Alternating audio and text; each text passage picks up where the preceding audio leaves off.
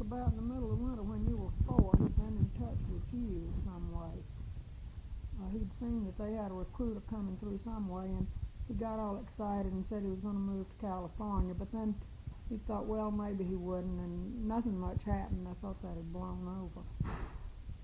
And then late summer, all of a sudden, somebody from Hughes calls him, and they're going to be in the area of Thomasville and want to talk to him. So he goes and talks to him, and the next thing I know, we're going to move to California. This when I was 5? Mm-hmm. I remember my 5th birthday. I got a model boat. Boat, yeah. Keith Higgins' little boy, whatever his name was, gave it to him. We went to the movie and saw Roy Rogers. I remember going to see Daniel and the Lions Hmm. driving. Oh, maybe that's what we saw instead of Roy Rogers. Maybe I took Roger to see Roy Rogers. Yeah, well, for goodness sakes. Yeah, that was your 5th birthday, and I did not want to go to California at all. I mean, I'd gotten settled, and I was tired of being a gypsy. I mean, every time I got settled somewhere, here I had a good job. I had a house that I really thought we'd like. As we got it straightened out some, we figured in time we'd have to build a garage and maybe add another bathroom. My father kept saying, you just wait till Roger starts shaving and Susan starts curling her hair, you're going to have another bathroom. But Susan's best friend was Francis Dillon, and Roger had been in the same class for a while, and I think he was an officer in the 7th grade maybe. And Roger had always been real insecure, and he just loved his friends in Thomasville, seemed to, and had his paper route, and everybody gave him tips and said what a nice little boy that is. And he'd been confirmed, and he'd get on his bicycle without me suggesting it even, and go to the men's club at the church. He may have forgotten this. But everything just seemed fine. The only thing I didn't like about Thomasville, it was terribly hot in the summer. Humidity was awful, and I didn't like the rattlesnakes and ticks. I had a lot more of them than you have here. Lots of rattlesnakes and ticks. I had to go over y'all for ticks all the time. And tell them stay out of the woods in the hot summer. The rattlesnake would get you. But anyway, Ray left for California, and here we were. And Polly came up to tell me farewell, and my mother and father came down again to help. Now, the reason they'd moved to Tennessee, meanwhile, my father had developed something we don't know yet what it was. A lot of doctors thought it was myasthenia gravis, but in his very last years, some of them said, no, they didn't think that was it. But it was a muscular deterioration. And my Aunt Rebecca seemed to have something rather similar, but she died of a heart attack before it could have developed much. I mean, she looked like she was kind of getting this complaint. And I've asked many, many doctors, including your pediatrician in Thomasville, is this a hereditary thing? What is it? And every doctor from Dr. Phil Weaver on said, don't worry about it. Said because if it's a genetic thing, apparently it's such a rare thing. I mean, since somebody'd know what it was if it turned up very often, that the odds against somebody getting it seemed to be very, very minimal, since we never heard of another case in the family. The fact that a brother and sister developed something similar, I don't know. Of course, as soon as this happened, my mother began to think about every relative we ever had, saying, I believe he had it. Maybe you think she had it? But anyway.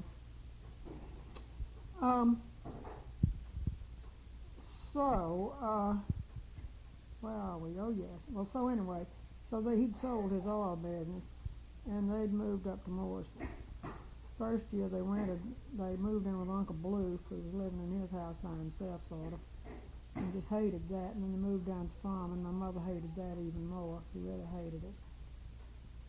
And then finally, as you know, they eventually moved into Lewisburg. But anyway, they came down to see us get off to California. Polly's there. All the staff from the station comes out to help us pack. Ed Bray, who was the star announcer there, and was so shy, really. He was kind of a spiteful person on the air, and everybody thought Ed was so hateful. And I loved Ed because I knew his trouble was he was insecure. He told me he was always afraid for someone to speak to him, because then he might have to speak back. Or if he spoke to them first, they'd speak, and then he'd have to speak back, and he never knew what to say unless he was on the air. On the air, he was just great, but person to person, he was terrified. But he really liked us, and he thought you were really cute. He had me bring you up to the station, and he had you call him Uncle Eddie. Uncle Eddie came out and took down the curtains. And we were getting all packed, and then I got a letter from Ray saying there's a haze of some kind in Los Angeles, and I may not like it there. And that if I don't want to come, he can get a job in Albuquerque.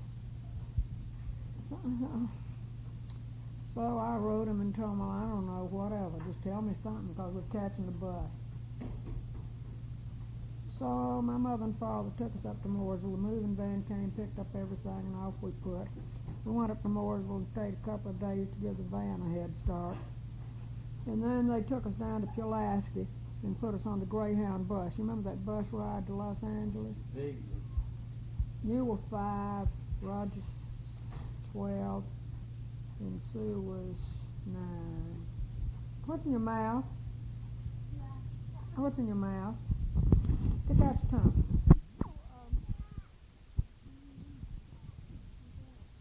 So we arrived in California in the middle of the night, and they take us to a motel, and the next day the van's in and moved to beautiful Culver City. And you remember beautiful Culver City? Yeah, well, that's the best way to remember it, vaguely. The less you know about it, the better. That was awful. That was a terrible place. Roger, again, first day we were there practically, the second he was going to the movies. Little did I know this was a dangerous enterprise. And a gang of black youths with wolf heads on the back of their leather gloves, which they wore on their right hands only, I believe, stopped him and were going to take his money and beat him up. And some white man driving by, as I recall, Roger told me, made a U-turn in the middle of the street and came over and rescued him. That was just the beginning. Roger saved his money and bought a bicycle, and it was promptly stolen. And then we got that one back, and about 2 days later somebody stole all the equipment off of it, including the wheels. Roger had a paper route. How I let him have a paper route in Culver City beats me. Except he'd always had one in Thomasville, so I assumed this was all right, and it was good for a lad to have a paper route after all. Harry Truman or someone had one, or Douglas MacArthur or somebody. And shortly thereafter, one of his customers tried to seduce him. She was a divorcee who lived across the way, and she'd make him come in and wait till after dark before she'd give him the quarter for the paper or whatever, and ask him to go to the movies with her. He's 12 years old. Maybe he's 13 by now, I don't know. And it was a bad place. I hated it, and I went to the PTA meeting, and nobody there spoke English. And the man sitting next to me, some spoke high Brooklynese, I guess, but I didn't understand. And the man says to me, but don't you speak Hungarian? No, I didn't. Everybody else there was speaking Hungarian or something funny. I was really miserable in Culver City. Ooh, I hated it. And when we moved out of our apartment, Roger's 2 best friends he'd acquired there, Sheldon and Mel, 2 really pretty good little Jewish boys whose fathers owned all these ugly apartments up and down, except the one we lived in, came over to help us, and I said, fine, you know, you can scrub the floor. Well, they'd come to write on the walls. I said, what? They said, well, their father's talents, every time they moved out, always wrote on the walls. I said, well, we're not doing that, so we didn't. And then we moved to Manhattan Beach, and you know it from there. Now what do you want me to do? Did I go to kindergarten? Yes, you went to kindergarten in Culver City. You had started at the Presbyterian Church kindergarten in Thomasville, just gone about 2 weeks, though. They didn't have public kindergarten in Georgia. But you were going to a private one at the Presbyterian Church because all your little friends went to that one. And then you went in Culver City, and that's where I slammed the car door on your hand, letting you out of the car that time. It's a good thing I knew I'd done it. I would have dragged you from there home. When did you start working? Almost immediately, part-time. Right off the bat, I went by the Culver City Star News and met Mac McGlaughlin. I don't know how I hadn't even go by there, except we needed some money as usual, probably. And he offered me a job part-time. And so I started working with the Culver City Star News, which I really liked. I liked that bunch down there. And I wrote some pretty good features that Copper News Service picked up. One, for instance, at the Rotary Club, a police officer said that the L.A. police got more calls within this housing project in Culver City than within practically any part of Los Angeles at that time. I mean, he had statistics. So I started doing this survey on why this would be the case. Why did they get so many? And I interviewed everybody from the Japanese Baptist preacher who had a lot of congregation there to the YMCA director, the juvenile officers, and did this whole series of articles about why. And I know the Catholic priest, I think, hit the nail on the head. He said if they're going to clear a slum, they should clear it where the slum used to be. That when you move in slum people, in other words, into what has previously been, actually it's hard to believe Culver City was ever upper middle class, but slightly upper middle class, that there's a great, I don't know, well, it's a misfit situation all around. And nobody likes anybody else, and the children don't blend, and you have just lots of problems. And he thought they'd been better off if they'd built this thing down in what had normally been a more slummish neighborhood.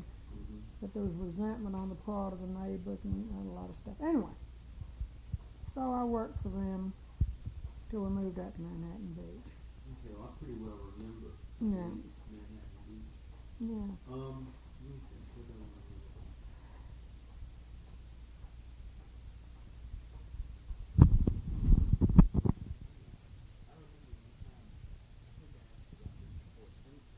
I was under the impression that the motor fell out of the car once. Or something one time fall out of the car. Well, you weren't with us because before you were born, Roger and I were, one time when Ray was fixing watches at home during some of our various fits and starts in Bessemer, it was just before Christmas, late in the afternoon, cold and getting dark, and he tells Roger and me to go to Birmingham and get a watch part. And we're driving to Birmingham, and the battery falls out of the car. We're coasting downhill. Here's some go clunk, look back, and there's the battery. Yeah, I don't even know how we got home. I remember it was getting dark, though, but I can't remember the motor falling out with you That must around. have been what someone probably told me. Yeah, Probably I think Roger, so. told me the motor Yeah. fell out. With the battery. Tell me about Lily Mae. Oh, Lily Mae.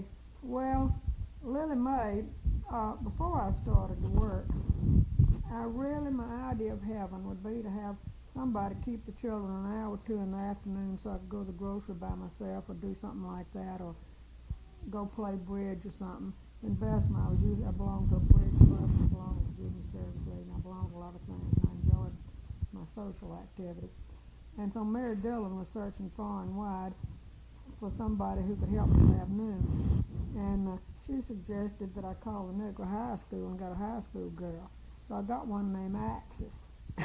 And Axis would come a couple, 3 afternoons a week and just keep you off. But then I've forgotten how we got so affluent we decided to get full-time help, and I think Mary Dillon found Lily Mae for me. And Lily Mae was fat and just great, and she cooked our lunch every day, and she tended to you, and she was just crazy about you. She wanted to go to California with us, so. Nell loved Roger, but Lily Mae loved you, and Viola was Susan's nurse. And I was the one saying, you ain't gonna whip spank Miss Susan. Miss Susan, no, you won't hear about spankings.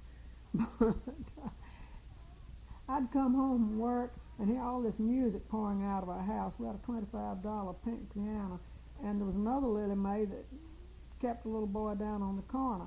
And she'd bring her little boy up, and she played the piano. If we'd taken her to Los Angeles and I'd been her manager, she'd have been a smash. And she'd be playing and singing, and the house would really be rocking. And Lily Mae had a husband named Fess, but he lived with the lady next door. I never did know the lady next door's name, but Lily Mae always spoke of Fess and the lady next door. And Fess would come over and help do something sometime, and Fess and the lady next door and Lily Mae had a mutual cornfield between their houses. And Lily Mae bring me corn. Fess and the lady next door and she had raised in their joint crop. And I found out there'd be no place she could live, and within miles and miles of us, and she just hated it. And we went by to see her the first time or two we went home, and then finally she died. She didn't have any children, which is very strange. Most nurses and such had several. Thomas, speaking of children, I think you need clean pants, maybe. Now what do you want to know about it?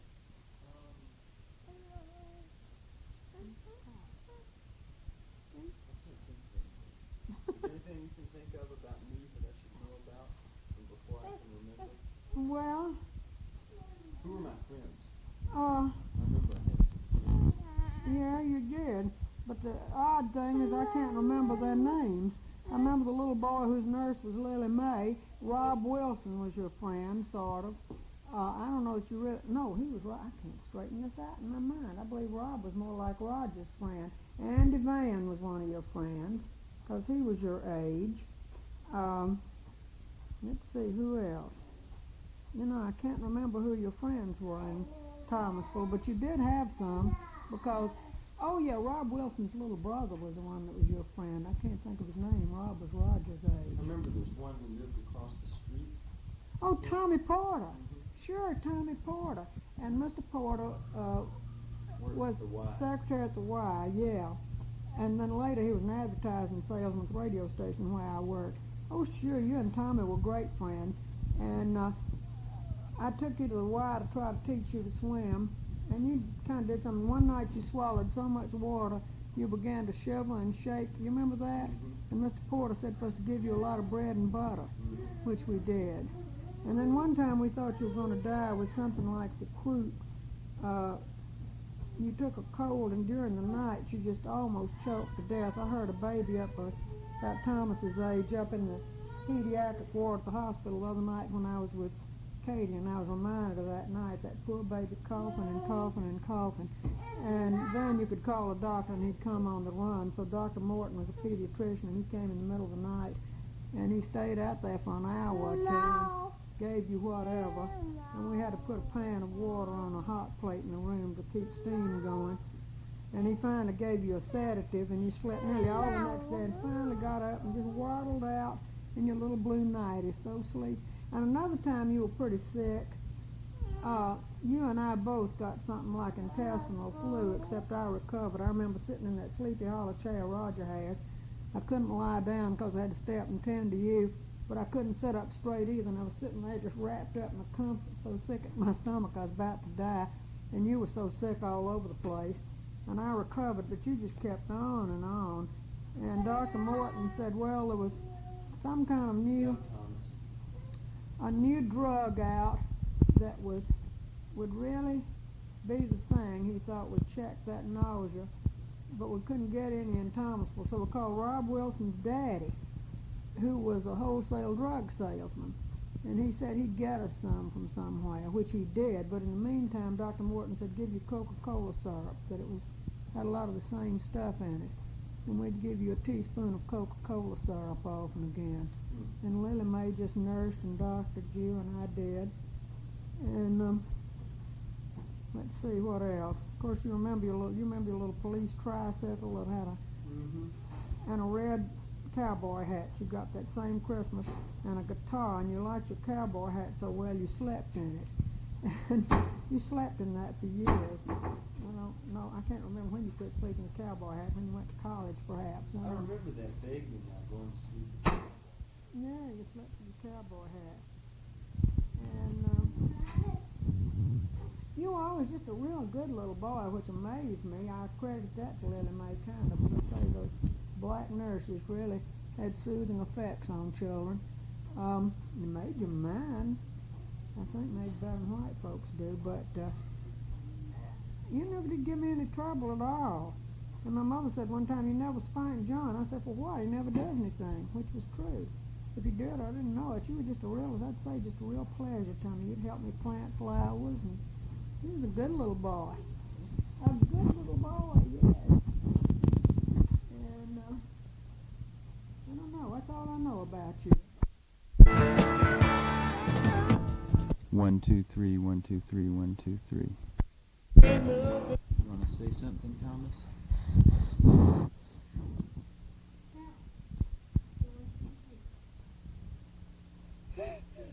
Say something. Say hot. Can you say hot? Say hot.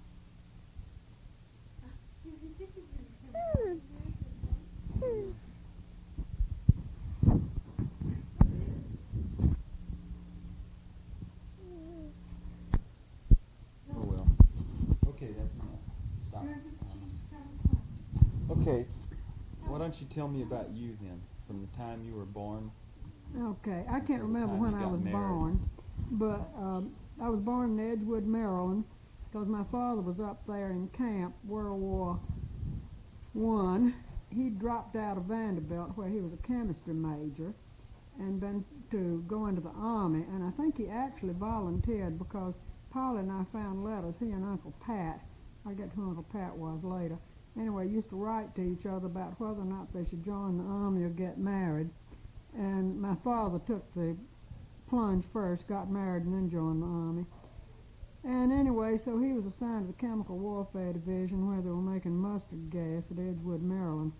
And my mother went up to stay with him, and I've heard her tell how they had this great alarm one time when he was off at the camp, and she was living at this boarding house, Mrs. Snep's boarding house, and they loaded people into wagons and so forth to evacuate the town because they thought mustard gas was going to pour over Edgewood, Maryland. And she rode off in a wagon on a skate, but I think the alarm was groundless. Anyway, I was born at Edgewood, Maryland, I think at Miss Snep's boarding house, as far as I know. And my grandmother McLean, I believe, had gone up for the event. And I don't believe she ever left again. Actually, she lived with us till she died. She being a widow lady. And my grandparents, our grandparents, since I was the first grandchild, they jumped on the train and came jiggity-jogging to Maryland to take a look at the baby. And we have a picture here somewhere of my grandfather holding me. You can't tell what I look like. In fact, you can hardly tell what he looked like, but there we were. And when I was just very young, don't follow backward time, it's probably less than a month old, they came back to Nashville. See, I was born October 4th, and the war ended November 11th, so I guess I was about a month old. And I suppose housing was short, because it usually is after war, so my mother and father took an apartment upstairs in the house of a sort of family friend, not a close friend, of Mrs. Wilkes. And this was on South Street, right up where Music Square is now, but back then it was all these lovely big old red brick Victorian-looking houses. In Nashville? Mm-hmm. And my father had a job at one of the banks, and I can't remember which bank it was first. And we lived upstairs, and the John Roberts also lived upstairs, and they had a daughter who was about 15 or 16 at the time named Margaret. She came down to see me recently, and I can remember going down the hall. I just remember a few things about living there. I remember walking down the hall to the Roberts, and Mr. Roberts was, as they called it, a drummer, which meant he was a traveling salesman, and he always had samples there, and he had little doll blankets. They were little sample blankets, I guess, showing. And I'd go in, and he had little sample cakes of soap, and I can remember saying, "I smell soap." And he'd laugh and give me a cake of soap, and he'd give me doll blankets. Until I got married, I still had a whole lot of those doll blankets, and I wish I knew where they were. And Margaret would put perfume on me and curl my hair and so forth, and powder my face and play with me like I was some kind of a doll. I remember that, and I also remember that my grandmother McLean, who was still living with us, No, Mom, get out from there. would tell me not, I like to put on her shoes and clump around upstairs, and she'd tell me not to do that. I'd disturb Mrs. Wilkes. And I had a nurse named Minerva, who was a black lady, and we had a long plank walk through the backyard with a grape arbor over it. And I remember getting a splinter in my foot on the plank walk, and Minerva, I wouldn't let anybody touch it at all but Minerva, and she took me upstairs, and we sat on the upstairs back porch, and she got the splinter out of my foot. And I can remember one or two more things. There was a coal shed, I guess, at the back of the lot, because there was a pile of cinders and trash back there. And I found, I must have been Thomas's age, and was this a great thing for a child to play with, a broken jaw of some kind that had broken so it was sharp points on each end. And I played hammock with it, and I tried to catch ants and put them in the hammock. I remember sitting back on the trash pile doing that, and I don't think anybody ever knew I was doing that because I don't remember being grabbed away. And what else do I remember about that? I remember Uncle Pat and Aunt Ed came and lived with us a while, which must have been pretty crowded. He'd just come out of the Army, too, and they were a bride and groom. Now, Margaret Jarrell, Miss John Jarrell here in town, is their daughter.